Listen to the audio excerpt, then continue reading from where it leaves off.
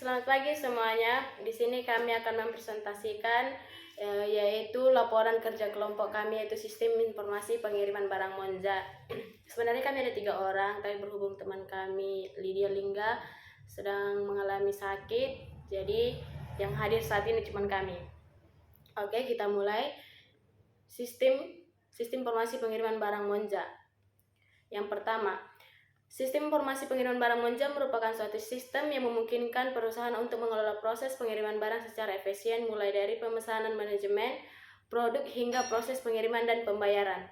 Dalam konteks Monja, terdapat penelitian mengenai perancangan sistem informasi penjualan tas berbasis website di Monja Back Bekasi. Selain itu, terdapat pula penelitian mengenai sistem informasi pengiriman barang pada perusahaan lain.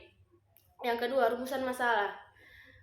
Yang pertama, meningkatkan efisien pengiriman barang Monja melalui implementasi sistem informasi pada perusahaan pengiriman Monja.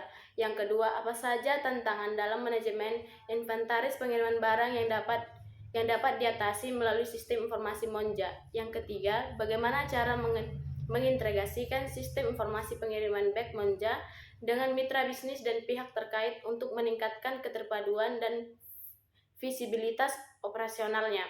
Yang keempat, sejauh mana keamanan dan data dalam sistem informasi Monja dapat melindungi informasi sensitif terkait pengiriman barang di ancaman internal dan eksternal. Yang berikut, batasan masalah. Batasan masalah mencakup 3 ruang lingkup. Yang pertama, ruang lingkup, yang kedua, kendala, dan yang ketiga, tujuan. Ruang lingkup sistem informasi yang dikembangkan khusus untuk pengiriman barang Monja. Berikut proses pengiriman barang Monja termasuk pemesanan, pemrosesan, pelacakan, dan pengiriman akhir. Bagian kendala, keterbatasan sumber daya seperti anggaran dan tenaga kerja. Berikut kendala teknis dalam mengintegrasikan sistem informasi dengan proses pengiriman yang sudah ada.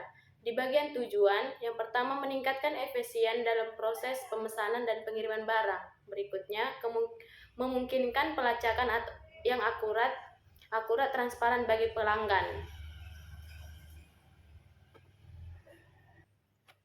Baik, kita masuk ke bab 2, yaitu pembahasannya. Di sini ada komponen-komponen DVD-nya. DVD itu adalah data flow diagram, yang dimana representasi grafik dari sebuah sistem DVD menggambarkan komponen-komponen sebuah sistem atau aliran, dan di antara komponen tersebut asalnya dan tujuan penyimpanan data tersebut. Yang pertama ada proses ini ya, yang bagian bulat, dan yang kedua simpan data store yang garis lurus ini, dan yang ketiga ada kesatuan luar batas sistem eksternal interview dari ini dia peta-peta seperti ini. Lalu yang keempat ada aliran fisik, yaitu arah anak panah. Baik, kita masuk ke dalam sistem informasi pengiriman barangnya. Di sini terminatornya adalah admin, dan event listnya admin dapat mengolah data barang, data penerima barang, data pengirim barang, dan laporan data barang.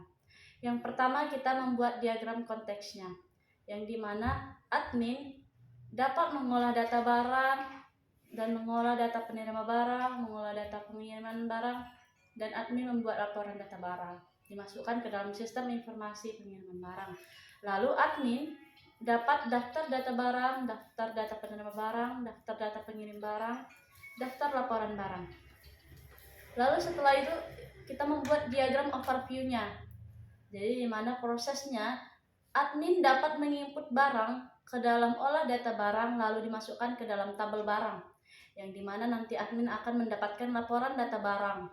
Dan yang kedua, admin dapat menginput data penerima barang lalu memasukkannya ke dalam tabel terima, lalu admin mendapatkan laporan penerima barang. Yang ketiga adalah admin dapat menginput data pengiriman barang lalu memasukkannya ke dalam tabel pengirim, dan admin dapat mendapatkan laporan pengiriman barang. Nah, yang keempat, admin dapat membuat laporan. Laporan ini tidak membutuhkan tabel lagi karena akan merangkup semua dari tabel barang, terima, dan pengirim. Setelah itu kita membuat diagram rincinya. Diagram rinci yang pertama, olah data barang. Admin dapat menginput barang, lalu menyimpan ke tabel barang, lalu admin memvalidasinya, di mana admin dapat mencari barang dan hapus, Lalu setelah dihapus dan dicari, admin mendapatkan update barang. Nah, yang kedua, diagram olah data pengiriman barang, di mana admin dapat menginput pengiriman barang dan memasukkannya ke tabel pengirim. Lalu admin mendapatkan update pengiriman barang. Yang kedua, admin dapat mencari pengiriman barang dan menghapus. Ketika sudah dihapus dan dicari, lalu admin akan mendapatkan update pengiriman barang. Setelah itu, diagram yang ketiga ada olah data penerima barang, yang dimana admin akan menginput penerima barang dan menyimpannya ke dalam tabel pengirim, dan admin bisa mencari penerima barang, dan itu nggak bisa dihapus ya atau diedit karena mungkin bakal error nantinya. Lalu yang keempat, admin mengolah data barang. Nah, di olah data barang ini admin tidak bisa lagi admin tidak bisa lagi mengedit, menghapus dan lain-lainnya. Dia hanya bisa mencetak data barangnya. Lalu kita masuk ke dalam form dan laporan sistem informasi pengiriman barang. Di mana di sini kami membuat judul pengiriman barang dengan terminator admin dan event listnya, olah data barang, olah data penerima barang, olah data pengiriman barang, dan laporan barang.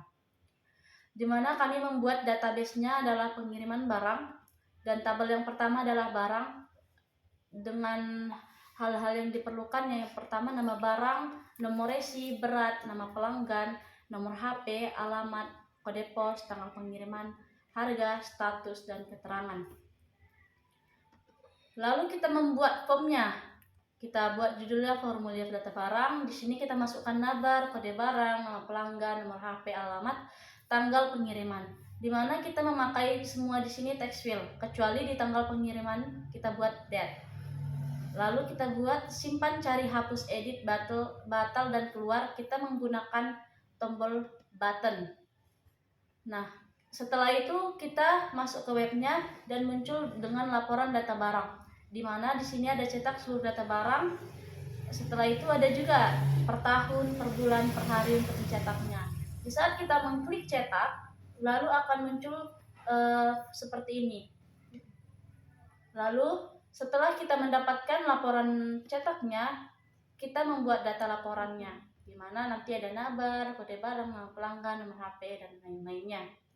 Lalu kita masuk ke tabel yang kedua, kita bikin tabel pengiriman, di mana di sini ada nama barang, nomor resi, nama pelanggan, nomor HP, alamat, kode pos, dan tanggal pengirimannya. Setelah itu kita buat juga formnya seperti yang tadi, cuman bedanya di sini hanya ada simpan, cari, hapus, batal, dan keluar. Tidak ada editnya. Lalu kita membuat laporan data barangnya sama seperti tadi. Kita membuat cetak seluruh data barang, lalu per tahun, per bulan, dan per hari. Ketika kita klik per tahun cetak, maka akan muncul seperti ini.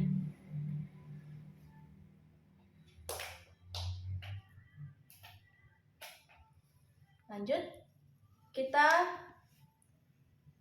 yang ketiga, penerimaan barang, penerima, yang dimana ada nama barang, nomor resi, nama pelanggan, nomor HP, alamat, kode pos, dan tanggal pengiriman.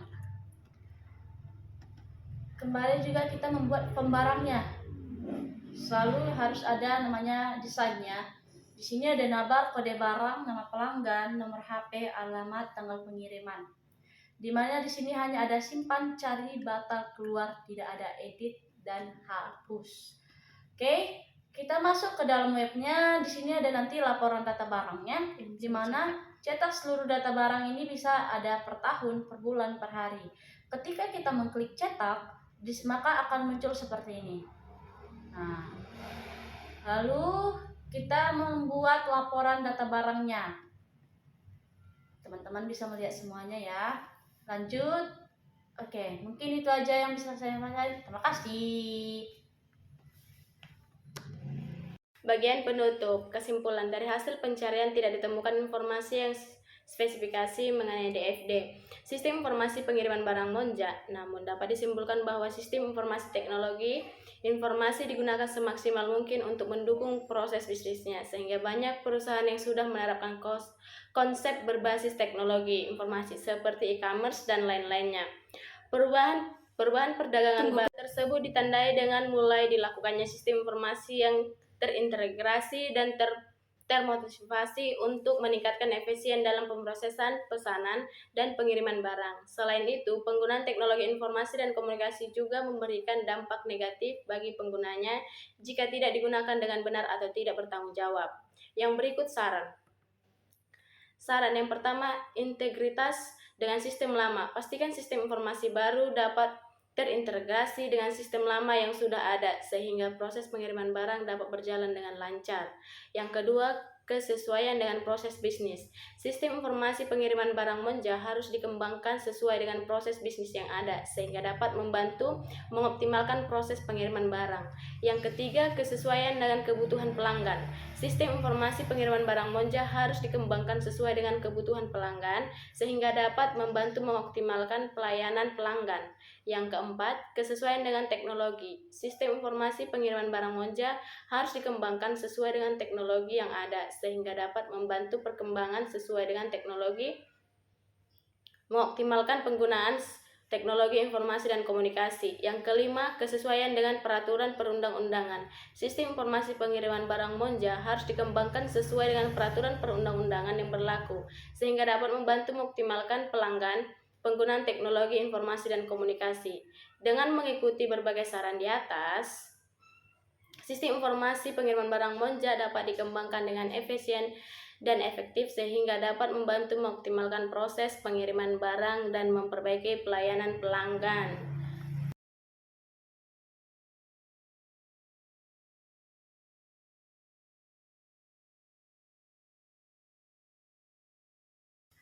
Oke, kita masuk ke database-nya. Kita tekan localhost mini index.php. Lalu ini kita masukkan kata sandi dan username-nya. Kita klik login.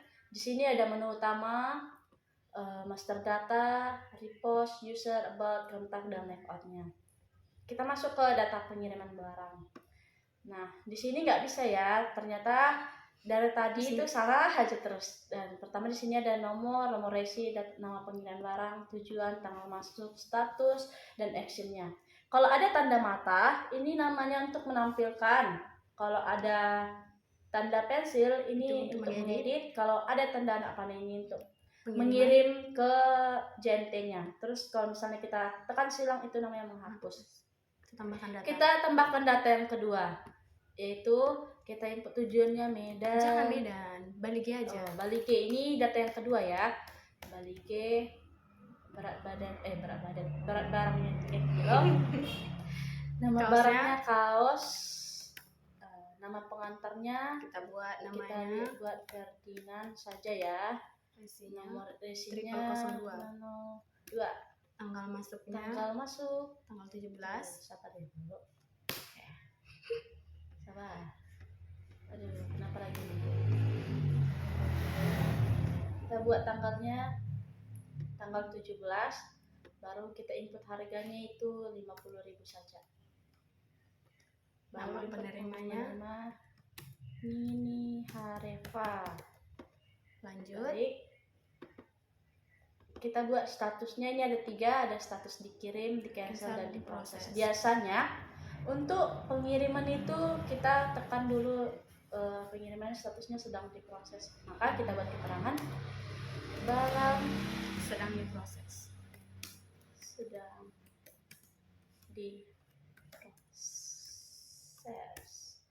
Kita klik simpan. Nah, ini dia. Jadi ini masih nama pengiriman yang muncul. Kita lihat dulu, kita tampilkan. Ini dia, ada tujuan, pengiriman ekspres, barang, nama pengirim, nomor resi, tanggal masuk, dan proses dan keterangannya. Kita klik lagi kembali ke data pengiriman. Nah, masuk kita untuk data penerima barang. Kita buat tambah Ini data yang kedua ya. Nah, di sini terlihat bedanya kalau di data pengiriman itu ada nama pengiriman yang dan beratnya. Sedangkan di sini kita hanya tinggal mengklik nomor resi 222, nama penerima juga ada Nini Harefa. Nah, alamatnya kita buat Balige Sumut. Oke. Nah, nomor HP-nya di sini ada 08 08 22 22 3820. 3820. Oke. Nah, biasanya untuk penerima barang itu kalau nggak salah 3 hari atau seminggu itu paling lama. Jadi karena tadi kita buat pengiriman tanggal 17, maka kita buat 4 hari saja pengirimannya, berarti tanggal 21. Kode posnya 2122. Oke, maka keterangannya barang sedang dikirim. Lalu kita klik simpan penerima. Nah, di sini sudah terlihat ya teman-teman. Kalau misalnya kita mau menghapus, contohnya kita hapus lagi. Nah, maka dia akan langsung terhapus. Terus kalau misalnya kita mau mengedit, ini bisa ya teman-teman. Ini kita contoh. Nih. Tapi di bagian resi kita itu nggak bisa diedit karena itu udah tercantum di nama barangnya, kecuali ada nama penerima atau alamat yang salah, nomor HP dan pengirimannya itu baru bisa diedit. Baik, kita klik, kita tambahkan data sekali lagi ya. Ini 002 Nini Harefa Balige Sumut 0822 3820. Baik, namanya di 21, kode posnya 212.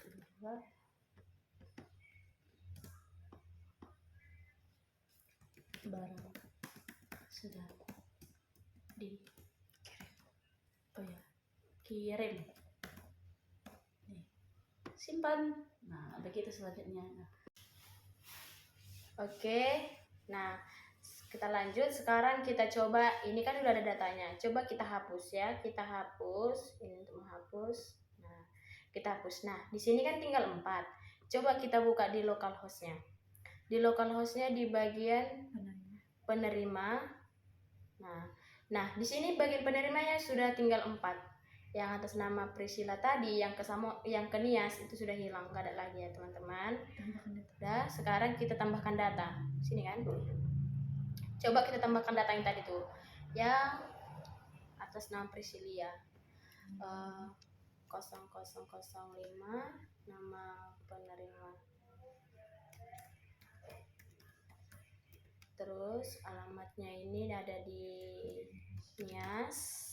Nomor HP-nya itu 0823. Lanjut, di sini kita buat lanjut, kode posnya itu ada 23312.